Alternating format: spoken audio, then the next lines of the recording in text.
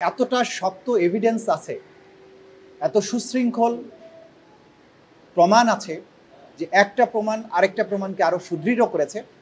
এই প্রমাণ শৃঙ্খলের মাধ্যমে অকাট্য রূপে আমরা প্রমাণ করতে সক্ষম হব যে এই অপরাধীরা গত বছর জুলাই আগস্টে সারা দেশব্যাপী যে মানবতা বিরোধী অপরাধ করেছিল সেই অপরাধের বিচার এবং শাস্তি যে তাদের প্রাপ্য সেটা আমরা আদালতের কাছে প্রমাণ করব।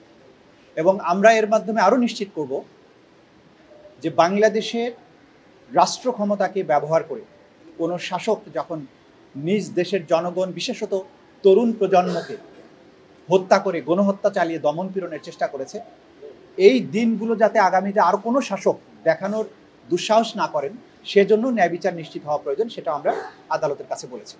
আমরা তুলে ধরেছি যে এই মামলায় 30 জন আসামি আছেন, তার মধ্যে 6 জন উপস্থিত আছেন, গ্রেপ্তার করা হয়েছে, বাকি 30 জন পলাতক আছেন।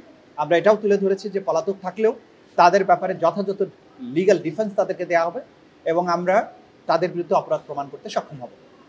তো এই বার্তার মাধ্যমেই আজকের আনুষ্ঠানিক বিচারের যাত্রা শুরু হলো। যেহেতু রংপুরের শহীদ আবু সাইদ ছিলেন বাংলাদেশের 2024-এর জুলাই বিপ্লবের সময় প্রথম শহীদ, তিনি পাইওনিয়ার ছিলেন। তার দুহাত বাড়িয়ে দিয়ে গুলিকে বুকে আলিঙ্গন করার যে দৃশ্য, যেটা এই দেশের তরুণদেরকে যুদ্ধে নামার জন্যে, শহীদ হওয়ার জন্যে উদ্বুদ্ধ করেছিল, তিনি সেই আইকন।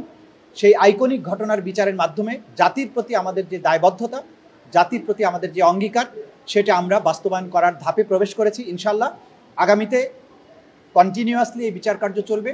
দ্রুততম সময়ের মধ্যে সকল আইনি প্রক্রিয়া অনুসরণ করার মধ্য দিয়ে এই বিচারের আমরা শুভ সমাপ্তির দিকে যেতে পারব। 46 জন তো আপনারা প্রত্যক্ষ সাক্ষী দিয়েছেন, সবগুলি সাক্ষী গুরুত্বপূর্ণ, তারপরেও অন্যতম কয়েকজন সাক্ষীর কথা বলা যায় যে এটা যারা লাইভ দেখাচ্ছিল ওনাকে কি আনা হবে? আমরা আমাদের প্রসিকিউশনের এই সমস্ত গোপন স্ট্র্যাটেজি আপনাদের কাছে কোনো কিছু